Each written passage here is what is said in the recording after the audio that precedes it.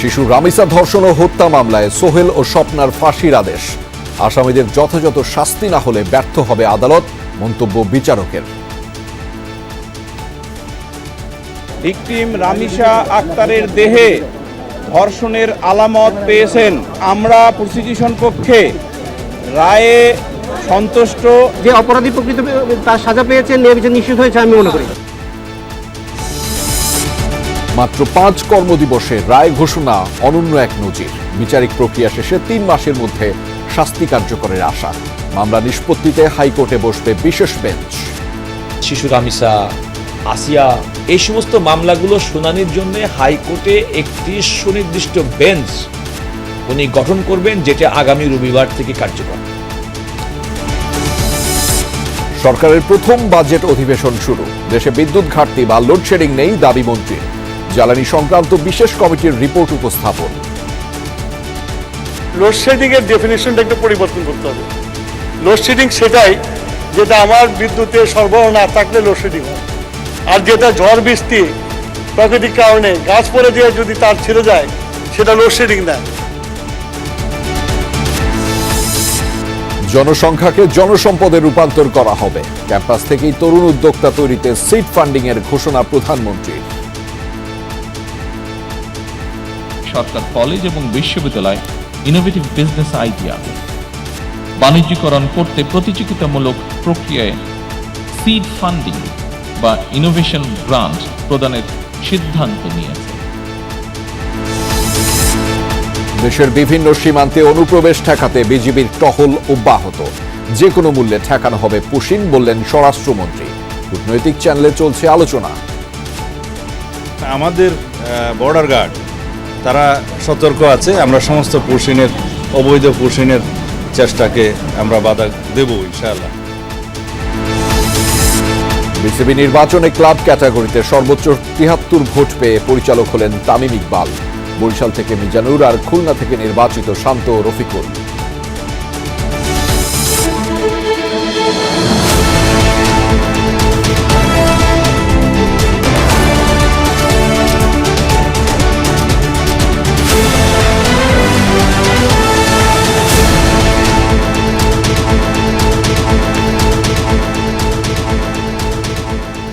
দর্শক, আমন্ত্রণ সন্ধ্যা বাংলাদেশের আয়োজনে আপনাদের সঙ্গে আছি আমি আহমেদ রেজা।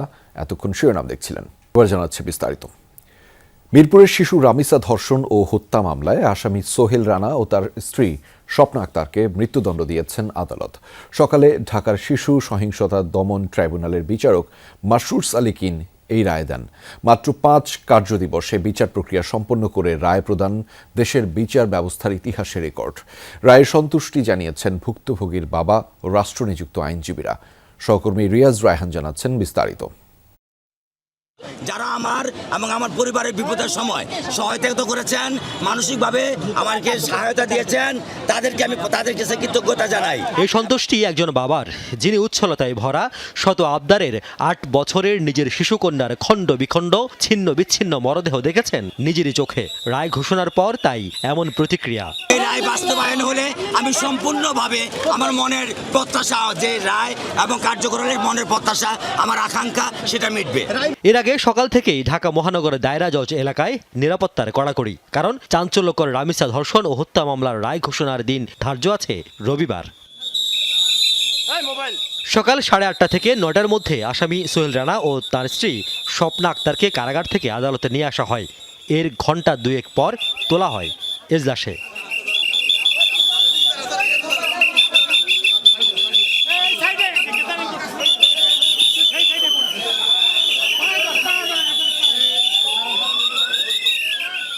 সকাল ঠিক 11টায় মামলার রায় পড়া শুরু করেন বিচারক। প্রায় 150 পৃষ্ঠার রায়ের সারসংক্ষেপে আসামিদের বিরুদ্ধে উপস্থাপিত অভিযোগের পুঙ্খানুপুঙ্খ বর্ণনা করেন আদালত। এ সময় প্রধান আসামি সোহেল রানার 164 ধারায় স্বীকারোক্তিমূলক জবানবন্দি, 16 জন সাক্ষীর সাক্ষ্য ও জেরার সারসংক্ষেপ তুলে ধরেন বিচারক, যেখানে উঠে আসে ধর্ষণের পর 8 বছরের একটি শিশু রামিসাকে নৃশংসভাবে হত্যার বর্ণনা, আর এই পুরো অপকর্ম ঢাকতে কিভাবে সহযোগিতা করে তার স্ত্রী স্বপ্না আক্তার। এছাড়াও এই ধরনের মামলার ক্ষেত্রে উচ্চ আদালতের বেশ কিছু নির্দেশনাও পড়ে শোনানো হয় জনাকীর্ণ আদালতে।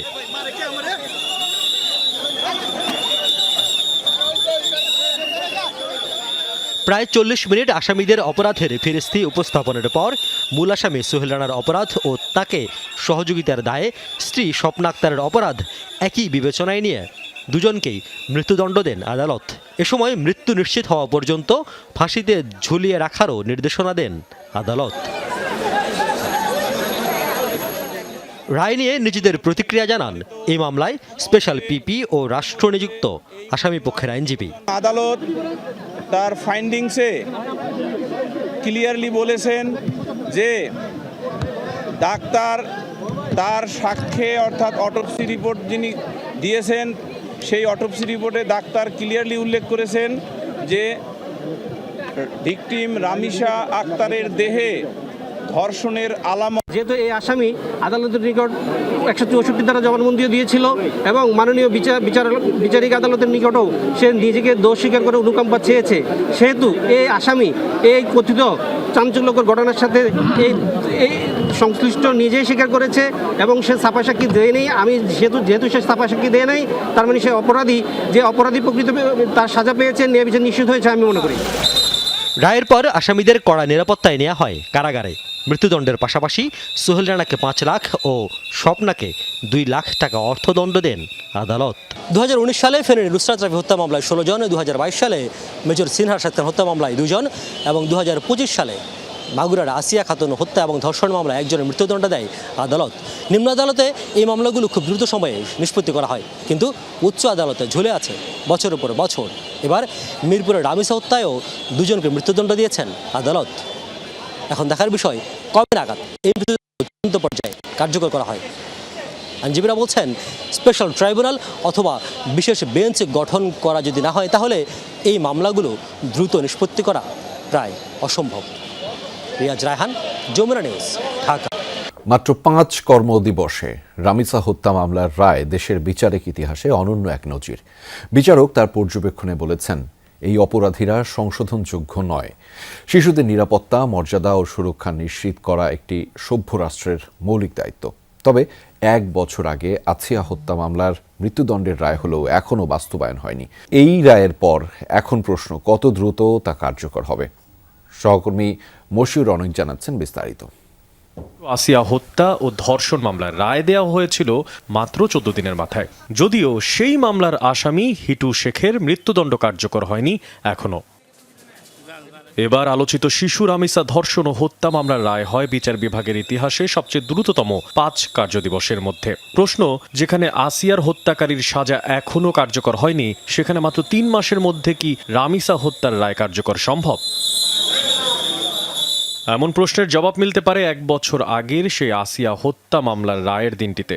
বিচারক তার পর্যবেক্ষণে দ্রুত বিচার নিশ্চিত, অপরাধীর শাস্তি ও শিশু নির্যাতন রোধে নানা সামাজিক ও আইনি দায়বদ্ধতার কথা উল্লেখ করেন। এদিকে রোববার রামিসা হত্যার রায় দিতে গিয়ে বিচারক বলেন, এটি শুধু একটি ফৌজদারি মামলা নয়, বরং সমাজের বিবেক, মানবতা ও আইনের শাসনের প্রতি এক কঠিন পরীক্ষা। পর্যবেক্ষণে আদালত বলেন, অপরাধীদের অপরাধ সংশোধনযোগ্য নয়। শিশুদের নিরাপত্তা, মর্যাদা ও সুরক্ষা নিশ্চিত করা একটি সভ্য রাষ্ট্রের মৌলিক দায়িত্ব। আর যখন কোনো শিশু যৌন নির্যাতন কিংবা হত্যার মতো জঘন্য অপরাধের শিকার হয়, তখন তা শুধু একটি পরিবারকে নয়, পুরো সমাজকে আহত করে এবং রাষ্ট্রের বিচার ব্যবস্থাকেও প্রশ্নের মুখে দাঁড় করায়। সেই বিবেচনায় সাক্ষ্য, আলামত, চিকিৎসা প্রতিবেদন আর মামলার সামগ্রিক পরিস্থিতি গভীরভাবে পর্যালোচনা করেই আদালত রায় দিয়েছে বলে উল্লেখ করা হয়। আমাদের শিশু বাচ্চাদেরকে এই ধরনের নৃশংস ঘটনা থেকে যেন আগামী দিন রক্ষা করা যায় এবং ধরনের ঘটনা না ঘটে, এই বিচারটা একটি দৃষ্টান্তমূলক ঘটনা হিসাবে, শাস্তি হিসাবে পরিগণিত হবে। রামিসা ও আসিয়ার ঘটনায় রায়ের পর্যবেক্ষণ ন্যায় বিচার ও সমাজে অপরাধ বন্ধের একটা দিক নির্দেশনা হলেও তা কতটা বাস্তবায়ন করা সম্ভব? আমি আলহামদুলিল্লাহ 100% খুশি।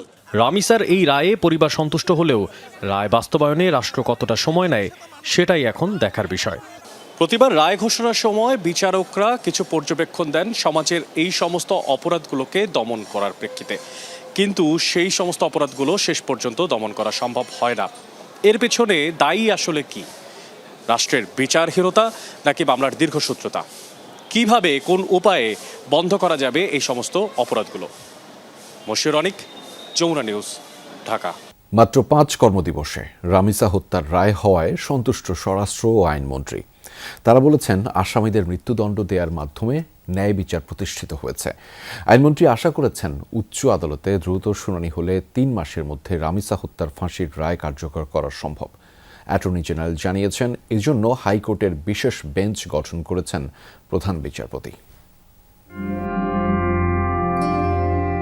7 বছরের শিশু রামিসাকে ধর্ষণ ও হত্যার ঘটনায় কেঁদেছে পুরো বাংলাদেশ। দাবি ওঠে আসামিদের দৃষ্টান্তমূলক শাস্তির। এ অবস্থায় পরিবারের সাথে দেখা করে প্রধানমন্ত্রী তারেক রহমান দ্রুত বিচারের আশ্বাস দিয়েছিলেন।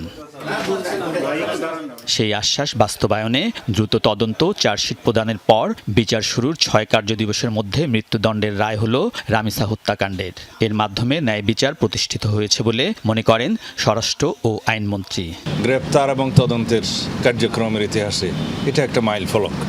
এভাবেই আমরা ইনশাআল্লাহ জনপ্রত্যাশা অনুযায়ী দেশে আইনের শাসন প্রতিষ্ঠা করতে চাই। 6 কার্যদিবসের মধ্যে আমরা রামিসার মতো এরকম বেদনাদায়ক একটি ঘটনার বিচার করতে সক্ষম হয়েছে, এটা বাংলাদেশের ইতিহাসে প্রথম। এই ঘোষিত শাস্তিতে আপাতত সন্তুষ্ট, আশা করি এটা উচ্চ আদালতে গেলেও এই রায় কার্যকর থাকবে। আলোচিত এই মামলায় ফাঁসির রায় কার্যকরে উচ্চ আদালতে দ্রুত শুনানি শুরু হবে বলে আশা করেন 2 মন্ত্রী। বলেন, শুধু রামিসা নয়, উচ্চ আদালতে আসিয়া, মেজর সিনহা, শিশু রাজন ও রাকিব হত্যা মামলার দ্রুত শুনানিতে আশাবাদী সরকার। পেপার বুক যদি 15 দিনের মধ্যে আমরা শেষ করতে পারি, তারপরে যদি বিশেষ বিবেচনা এটা শুনানি করা হয়, শুনানি যদি 2 সপ্তাহের মধ্যে করি, তারপরে অ্যাপেলের ডিভিশনে যাবে, তো এটা 3 মাসের মধ্যে করা সম্ভব বলে আমি মনে করি। রামিসা হত্যার এই ডেথ রেফারেন্স শুনানিটা যাতে সিরিয়াল একটু এগিয়ে আনা যায় আইনানুগভাবে, তাহলে পরে ডেথ রেফারেন্স শুনানির পরে যদি মৃত্যুদণ্ড বহাল থাকে, তখন কার্যকর করা আর কোনো সময়ের বিলম্ব হবে না। এদিকে রামিসা, আসিয়া সহ নারী ও শিশু নির্যাতনের মামলার দ্রুত শুনানিতে হাইকোর্টে বিশেষ বেঞ্চ গঠন করেছেন প্রধান বিচারপতি। মাননীয় প্রধান বিচারপতি আমাদের এই যে বিচারের বিষয়টা তো তিনি উল্লেখ করেছেন যে নারী এবং শিশু নির্যাতন দমন আইনের অধীনে এই জাতীয় মামলা, অর্থাৎ শিশু রামিসা, আসিয়া, এই সমস্ত মামলাগুলো শুনানির জন্য হাইকোর্টে একটি সুনির্দিষ্ট বেঞ্চ উনি গঠন করবেন, যেটা আগামী রবিবার থেকে কার্যকর হবে। আমাদের অ্যাটর্নি জেনারেল অফিসের পক্ষ থেকে এই মামলা শুনানির জন্য ডেডিকেটেড স্পেশাল টিম তৈরি করছে আমরা। অ্যাটর্নি জেনারেল বলেন, প্রধান বিচারপতির উদ্যোগ মাইলফলক হয়ে থাকবে। আলমগীর স্বপন, যমুনা নিউজ, ঢাকা। পল্লবীতে শিশু ধর্ষণ ও হত্যা মামলার আসামিদের দ্রুত শনাক্ত আইনের আওতায় আনার জন্য আইনমন্ত্রী ও স্বরাষ্ট্রমন্ত্রীকে ধন্যবাদ জানিয়েছেন প্রধানমন্ত্রী তারেক রহমান। দুপুরে জাতীয় সংসদ ভবনে অনুষ্ঠিত কার্য উপদেষ্টা কমিটির সভায় প্রধানমন্ত্রী এই হত্যাকাণ্ডে জড়িত অপরাধীদের দ্রুত শনাক্তকরণ, গ্রেফতার এবং তদন্ত কার্যক্রমে সংশ্লিষ্ট মন্ত্রণালয় ও আইন শৃঙ্খলা রক্ষাকারী বাহিনীর ভূমিকার প্রশংসা করেন। তিনি আশা করেন, সকল মামলার বিচার দ্রুত ও সুষ্ঠুভাবে সম্পন্ন এবং প্রকৃত দোষীরা আইন অনুযায়ী শাস্তি পাবে। একই সঙ্গে জনগণের নিরাপত্তা নিশ্চিতে সংশ্লিষ্ট সকলকে পেশাদারিত্ব ও নিষ্ঠার সঙ্গে দায়িত্ব পালনের আহ্বান জানিয়েছেন তিনি। সভায় উপস্থিত সদস্যরাও দ্রুত পদক্ষেপ গ্রহণের জন্য সংশ্লিষ্টদের প্রশংসা করেন এবং অপরাধ দমনে সরকারের জিরো টলারেন্স নীতি অব্যাহত থাকবে বলেও আশা করেন। এ সভায় বিরোধী দলীয় নেতা ডাক্তার শফিকুর রহমানও উপস্থিত ছিলেন। জীবাশ্ম ও নবায়নযোগ্য জ্বালানির মধ্যে বড় ধরনের কর বৈষম্য রয়েছে, ফলে সবুজ প্রযুক্তিতে কম খরচে বিদ্যুৎ উৎপাদনের সুফল মিলছে না। উল্টো ব্যাটারিতে সৌর বিদ্যুৎ সংরক্ষণ কঠিন হয়ে পড়ছে, এমন পর্যবেক্ষণ সেন্টার ফর পলিসি ডায়ালগ সেপিডের। গবেষকদের দাবি, বেসরকারি কেন্দ্রের সাথে অসম চুক্তির কারণে সরকারের বিদ্যুৎ উৎপাদন ব্যয় কমছে না, সে দায় চাপছে জনগণের কাঁধে। নবায়নযোগ্য জ্বালানি ব্যবহারে ভালো অভিজ্ঞতা হয়নি বাংলাদেশের। গোড়া থেকেই এই প্রযুক্তি ব্যয়বহুল, দক্ষতার অভাবে গৃহস্থালী ও শিল্পে সোলার ব্যবহারের খরচ আরও বেড়েছে। বৈষম্য ছিল উন্নয়ন বরাদ্দেও, অর্থাৎ তেল ও গ্যাস ভিত্তিক কেন্দ্রে এডিপির 87% জুটলেও নামকাওয়াস্তে অর্থ পেয়েছে নবায়নযোগ্য জ্বালানি প্রকল্প। আমদানি বাড়াচ্ছে, সরকারের রাজস্ব বৃদ্ধিতে। রোববার সিপিটির গবেষণায় এসব ইস্যুতে খোলামেলা আলোচনা হয়। গবেষকের অভিযোগ, সৌর প্রযুক্তি ব্যবহারে কর হার 27 থেকে 31% মধ্যে ওঠানামা করে, ব্যাটারিতে তা আরও বেশি। অথচ এলএনজি আমদানির শুল্ক মাত্র 9 ভাগ, গুনতে হয় না ভ্যাটও। গ্যাস কেন্দ্রগুলোতে এলএনজি ব্যবহার হয় না, এলএনজি আমদানি অনেক ব্যয়বহুল না, তার তারপরও কেন গ্যাস ভিত্তিক বিদ্যুৎ কেন্দ্রগুলোতে এত কম সাবসিডি দিতে হয় সরকারকে? তার একটা বড় কারণ হলো ওই যে গ্যাসকে চিপার করে রাখা আছে, এলএনজিকে চিপার করে রাখা। ওই যে কম মূল্যে এলএনজি পাচ্ছে সে ট্যারিফ ডিউটি মাত্র 9.5% হওয়ার জন্য। আসছে বাজেটে সৌর ও বায়ু প্রযুক্তির উপর অগ্রিম কর প্রত্যাহারের দাবি জানায় সিপিডি। বলা হয় প্রাথমিক খরচ না কমলে এই খাতে বড় বিনিয়োগ আসবে না, বাতিল করতে হবে তেল ভিত্তিক কেন্দ্রের ক্যাপাসিটি চার্জ। যখন আমি বলছি ইনভেস্টমেন্ট কস্ট অর্থাৎ আমার ক্যাপিটাল এক্সপেন্ডিচার কত হয়েছে, সেটা কিন্তু যখন একটা বিদ্যুৎ কেন্দ্র পার ইউনিট বিদ্যুতের খরচ হিসাব করে সেইটার মধ্যেই চলে আসে। তাহলে ক্যাপাসিটি পেমেন্ট যে সবসময় ইকুয়ালস টু ইনভেস্টমেন্ট কস্ট এটা না, তো ওইটা ছাড়াও আসলে ইনভেস্টমেন্ট কস্ট উঠিয়ে আনা সম্ভব। এ সময় সাংবাদিকরা ব্যাটারির দূষণ নিয়ে প্রশ্ন করলে সিপিডি জানায় পরিবেশের প্রভাব মোকাবেলায় রিসাইক্লিং নিয়ে নতুন নীতি করতে হবে। আমরা গ্র্যাজুয়ালি যে আমরা পরিবেশ উন্নয়নের দিকে যাবার জন্য যে প্রযুক্তিগুলো সেগুলোকে কিন্তু সহজলভ্য করছি না। তৌহিদ হোসেন, যমুনা নিউজ, ঢাকা। দেশে বিদ্যুতের কোনো ঘাটতি নেই, তাই লোডশেডিংও নেই বলে সংসদে দাবি করেছেন বিদ্যুৎ ও জ্বালানি মন্ত্রী ইকবাল হাসান মাহমুদ। জাতীয় সংসদে এক সদস্যদের প্রশ্নের জবাবে কথা জানিয়েছেন মন্ত্রী। সাম্প্রতিক জ্বালানি নিয়ে উদ্ভূত পরিস্থিতি মোকাবেলায় করণীয় সম্পর্কে গঠিত বিশেষ কমিটির রিপোর্টও উপস্থাপন করা হয় জাতীয় সংসদে, যেখানে আলাদা করে সুপারিশ করেছেন সরকার ও বিরোধী দলের সদস্যরা। এদিকে ধর্ষণের শিকার রামিসা সহ 4 জনের জন্য সংসদের শোক প্রস্তাব গৃহীত হয়েছে। মাননীয় সদস্যবৃন্দ, ত্রয়োদশ জাতীয় সংসদের প্রথম বাজেট অধিবেশন শুরুতেই সভাপতিমণ্ডলীর মনোনয়নের পর শোক প্রস্তাব। ধর্ষণের শিকার হয়ে নিহত রামিসা, ফাহিমা মিম, আমিনা ও তাবাসসুম আক্তারের জন্য সর্বসম্মতিক্রমে শোক প্রস্তাব গ্রহণ করা হয়। নিহতদের প্রতি শ্রদ্ধা জানিয়ে সংসদে 1 মিনিট নীরবতা পালন করেন সংসদ সদস্যরা। পরে তাদের রুহের মাগফিরাত কামনায় দোয়া করা হয়। রব্বানা আতিনা ফিদ দুনিয়া হাসানাতাও ওয়া ফিল আখিরাতি হাসানাতাও ওয়া কিনা আযাবান নার ওয়াদখিলনাল জান্নাতা মাল আবরার। এরই মধ্যে মৃত্যুবরণ করা 16 জন সাবেক মন্ত্রী, প্রতিমন্ত্রী, হুইপ ও সংসদ সদস্যের জন্য গ্রহণ করা হয় শোক প্রস্তাব। নিহতদের বিদেহী আত্মার মাগফিরাত কামনা এবং শোক সন্তপ্ত পরিবারের প্রতি আন্তরিক সমবেদনা জ্ঞাপন করছেন। অধিবেশনের শেষে জ্বালানি সংকট সমাধানে করণীয় ঠিক করতে গঠিত বিশেষ কমিটির রিপোর্ট উপস্থাপন করেন কমিটির সভাপতি ও বিদ্যুৎ জ্বালানি মন্ত্রী। কিছু কিছু জায়গায় লোডশেডিং দিতে হতে পারে। রিপোর্টে আলাদা করে সুপারিশ করেছে সরকার ও বিরোধী দল। সরকারি দলের 13টি সুপারিশের মধ্যে আছে জ্বালানি তেলের কৌশলগত মজুদ সম্প্রসারণ করে কমপক্ষে 3 মাসের সক্ষমতা বৃদ্ধি করা, আমদানি উৎস বহুমুখীকরণ, জ্বালানি সরবরাহ ব্যবস্থা পূর্ণাঙ্গ অটোমেশন করে ডিজিটাল মনিটরিং চালু, অবৈধ মজুদ ও পাচার রোধে কঠোর আইনগত ব্যবস্থা জোরদার, বিকল্প জ্বালানির ব্যবহার বাড়ানো, বিপিসির পাশাপাশি বেসরকারি প্রতিষ্ঠানের মাধ্যমে জ্বালানি পণ্য আমদানি, রুফটপে সোলার প্যানেল বাধ্যতামূলক করার পাশাপাশি সংশ্লিষ্ট মন্ত্রণালয়ে সোলার চলছে কিনা তা তদারকি জোরদার। এছাড়াও সিস্টেম লস কমানোর জন্য পরিকল্পনা প্রণয়ন ও কার্যকর ব্যবস্থা গ্রহণ। আর বিরোধী সদস্যদের পরামর্শ, রাজনৈতিক প্রভাবমুক্ত স্বাধীন বিশেষজ্ঞ কমিটির মাধ্যমে সমীক্ষা পরিচালনা, সাশ্রয়ী বিবেচনায় কয়লাভিত্তিক বিদ্যুৎ উৎপাদনের সর্বোচ্চ ব্যবহার, অফশোর জ্বালানি অনুসন্ধানের মাধ্যমে গ্যাস ভিত্তিক বিদ্যুৎ উৎপাদন সর্বোচ্চ করা, নতুন স্থাপিত সিঙ্গেল পয়েন্ট মুরিং অবিলম্বে চালু করা, বড় পরিসরে সৌরবিদ্যুৎ বাস্তবায়ন এবং জ্বালানি সংকটকালে সরকারি দপ্তরে গাড়ির আসন সংখ্যার সর্বোচ্চ ব্যবহার। এর আগে এক সংসদ সদস্যের সম্পূরক প্রশ্নের জবাবে মন্ত্রী দাবি করেন দেশে বিদ্যুতের কোনো সংকট নেই, তাই নেই লোডশেডিংও। লোডশেডিং এর ডেফিনিশনটা একটু পরিবর্তন করতে হবে। লোডশেডিং সেটাই যেটা আমার বিদ্যুতের সরবরাহ না থাকলে লোডশেডিং হয়, আর যেটা ঝড় বৃষ্টি প্রাকৃতিক কারণে গাছ পড়ে দিয়ে যদি তার ছিঁড়ে যায় সেটা লোডশেডিং না। সেটাকে মেরামত করার জন্য যে সময়টুকু দরকার সেই সময়ের মধ্যে আমরা লোডশেডিং দিতে বাধ্য, বিদ্যুৎই যায় না সেখানে, আবার মেরামত হয়ে গেলে বিদ্যুৎ চলে আসে। সুতরাং লোডশেডিং হলো বিদ্যুতের যদি আমার ঘাটতি থাকে, বিদ্যুতের বাংলাদেশে এমন কোনো ঘাটতি নাই। কমিটির রিপোর্টে আরও বলা হয় বর্তমান সংকট সফলভাবে মোকাবেলা করা সম্ভব হলেও দীর্ঘমেয়াদী জ্বালানি নিরাপত্তা নিশ্চিত করতে সমন্বিত জাতীয় পরিকল্পনা গ্রহণ জরুরি। লোডশেডিং সেটাই। 11 জুন জাতীয় সংসদে 2026-27 অর্থ বছরের বাজেট উপস্থাপন করবেন অর্থমন্ত্রী আমির খসরু মাহমুদ চৌধুরী, আর বাজেট পাশ হবে 30 জুন। সরবরাহ না থাকলে লোডশেডিং হয়। আখলাকুস সাফা, যমুনা নিউজ, ঢাকা। সরকার এমন কর্মমুখী শিক্ষা ব্যবস্থা গড়ে তুলতে চায় যেখানে শুধু সনদ প্রদান নয়, বরং দক্ষ মানব সম্পদ সৃষ্টি করা হবে। জনসংখ্যাকে রূপান্তর করা হবে জনসম্পদে। কর্মমুখী ও কারিগরি কারিকুলামের ওপর জাতীয় বিশ্ববিদ্যালয়ের শিক্ষকদের প্রশিক্ষণ অনুষ্ঠানে এসব কথা বলেছেন প্রধানমন্ত্রী তারেক রহমান। জানিয়েছেন দক্ষতা ও কর্মমুখী শিক্ষার বিকল্প নেই। এ সময় ফ্যাসিবাদী শাসনের চিত্র তুলে ধরে প্রধানমন্ত্রী বলেন এবার ঘুরে দাঁড়ানোর পালা। এছাড়া ক্যাম্পাস থেকেই তরুণ উদ্যোক্তা তৈরিতে সিড ফান্ডিংয়ের ঘোষণাও দিয়েছেন প্রধানমন্ত্রী তারেক রহমান। আনন্দময় ও কর্মমুখী শিক্ষা ব্যবস্থা প্রতিষ্ঠা করা বর্তমান সরকারের রাজনৈতিক প্রতিশ্রুতি, যার অংশ হিসেবে জাতীয় বিশ্ববিদ্যালয়ের শিক্ষকদের জন্য কর্মমুখী ও কারিগরি কারিকুলামের উপর এই প্রশিক্ষণের আয়োজন। এই প্রশিক্ষণের মাধ্যমে স্প্যানিশ, জাপানিজ সহ বেশ কিছু আন্তর্জাতিক ভাষা শেখার সুযোগ পাবেন শিক্ষার্থীরা। রাজধানী চীন মৈত্রী সম্মেলন কেন্দ্রে অনুষ্ঠানের উদ্বোধন করেন প্রধানমন্ত্রী তারেক রহমান। বলেন, দীর্ঘ ফ্যাসিবাদী শাসন শোষণে শুধু গণতান্ত্রিক অধিকারই কেড়ে নেওয়া হয়নি, বরং শিক্ষা ব্যবস্থাকেও বিপর্যস্ত করে দিয়েছে। গণতান্ত্রিক বাংলাদেশে আমরা ইনশাল্লাহ অবশ্যই ঘুরে দাঁড়াবো। এবার যেসব সাহসী মানুষ দেশে গণতন্ত্র প্রতিষ্ঠা এবং দেশ ও জনগণের স্বাধীনতা রক্ষায় আত্মত্যাগ করেছেন, তাদের অবদানকে সম্মান জানাতে চাইলে আমাদেরকে একটি জ্ঞানভিত্তিক রাষ্ট্র এবং সমাজ গড়ে তুলতে হবে।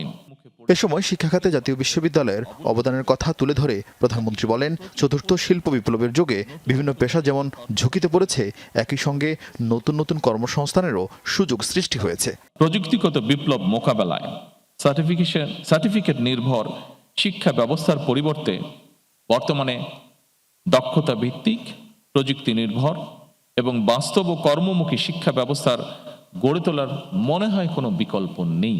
প্রাথমিক পর্যায় থেকে শুরু করে সর্বোচ্চ স্তর পর্যন্ত শিক্ষা কারিকুলামকে বাস্তব ভিত্তিক, বহুমুখী, কর্মমুখী এবং প্রযুক্তি নির্ভর করার কাজ ইতিমধ্যে শুরু করেছে।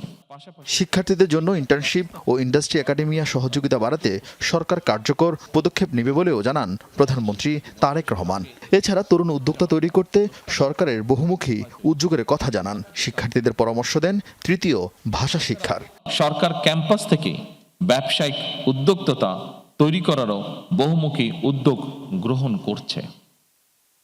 এরই অংশ হিসাবে সরকার কলেজ এবং বিশ্ববিদ্যালয় ইনোভেটিভ বিজনেস আইডিয়া বাণিজ্যিকরণ করতে প্রতিযোগিতামূলক প্রক্রিয়ায় সিড ফান্ডিং বা ইনোভেশন গ্রান্ট প্রদানের সিদ্ধান্ত নিয়েছে।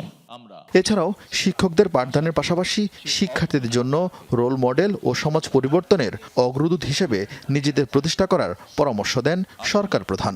আমরা সবাই মিলে এমন একটি কর্মমুখী শিক্ষা ব্যবস্থা গড়ে তুলি যা কিনা শুধু সনদ প্রদান করবে না, বরং দেশে দক্ষ মানব সম্পদও সৃষ্টি করবে।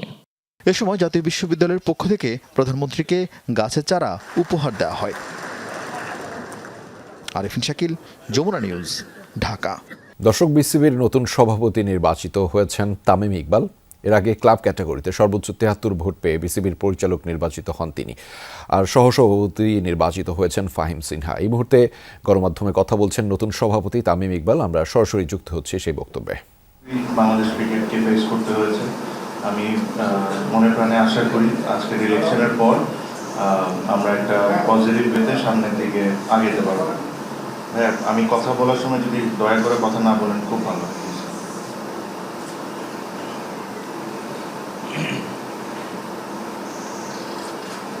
ফোনটা রেখে দেন, একটা প্রেস কনফারেন্স চলছে। Thank you. সো এগেইন আমি এটাই আশা করি যে আমাদেরকে যে দায়িত্ব এখানে বসানো হয়েছে, যে কাউন্সিলরগুলো ছিল ওনারা যে বিশ্বাস করে আমাদেরকে এখানে বসিয়েছেন, আমরা ওই আমাদের ডিউটিসগুলো ফুলফিল করি। ডিউটিসটা আমি খুব ভালো করে জানি যে খুব সহজ না, সামনে অনেক কঠিন পথ আসবে।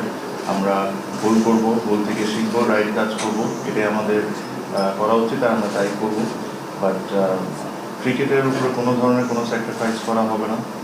প্লেয়ারদেরকে যতটুকু রেসপেক্ট করার দরকার, not only the current cricketers, all the ex cricketers, every stakeholder in Bangladesh cricket will be respected, যেটা লাস্ট হয়তো 1-1.5 বছরে এখানে একটু ঘাটতি ছিল।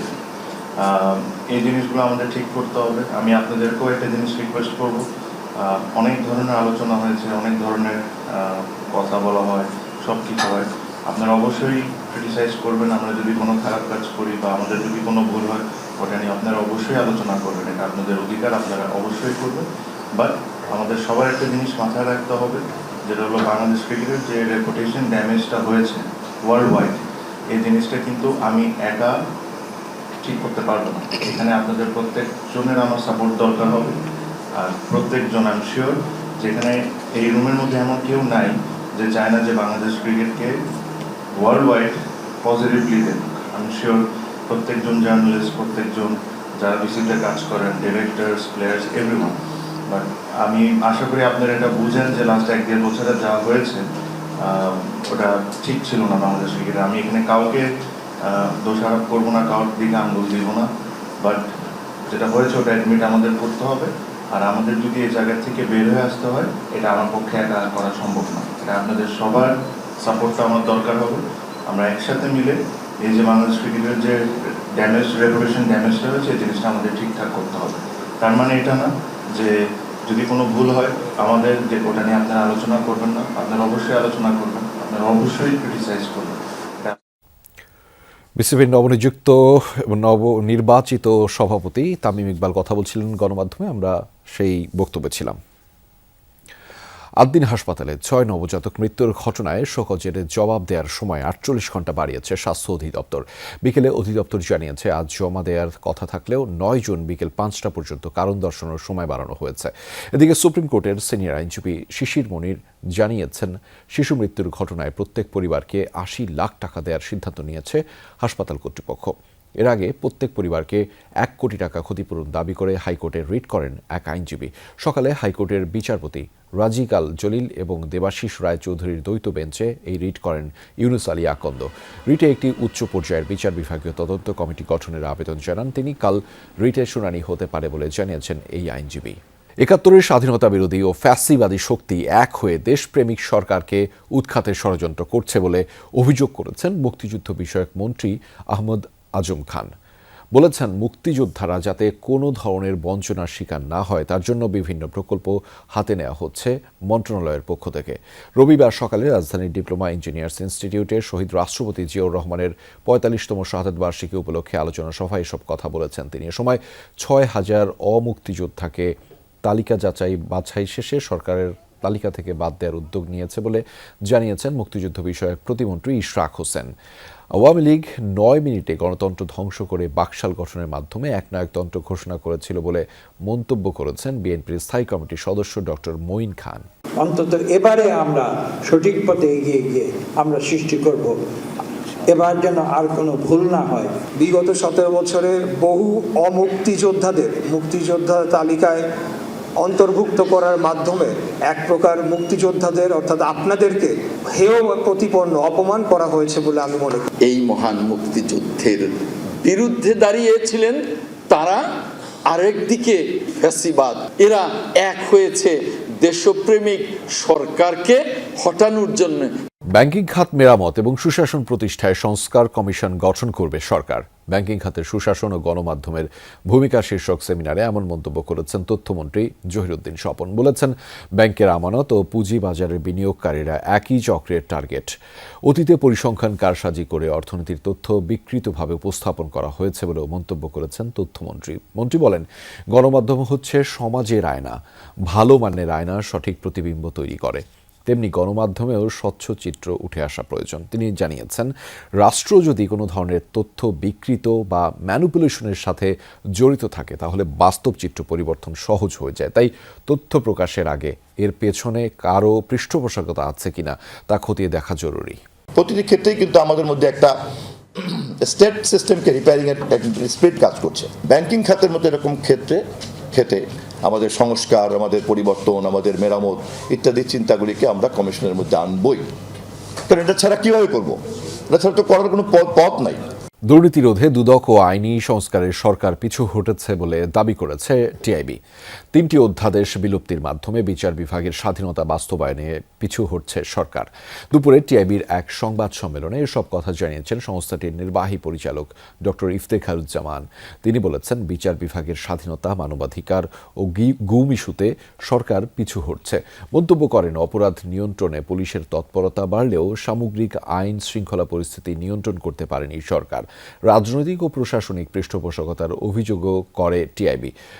সাইবার সুরক্ষা আইন সহ কয়েকটি আইনের মাধ্যমে বিচার বিভাগের স্বাধীনতা ক্ষুণ্ণ করেছে বলেও মন্তব্য করেছেন তিনি। অথচ দুদক সংস্কার কমিশনের সুপারিশের সাথে একমত হয়েছিল বিএনপি সহ সকল দল। বিজিবির কঠোর অবস্থানের কারণে দেশের বিভিন্ন সীমান্ত দিয়ে বিএসএফ এর অব্যাহত পুশিং চেষ্টা ব্যর্থ হয়েছে।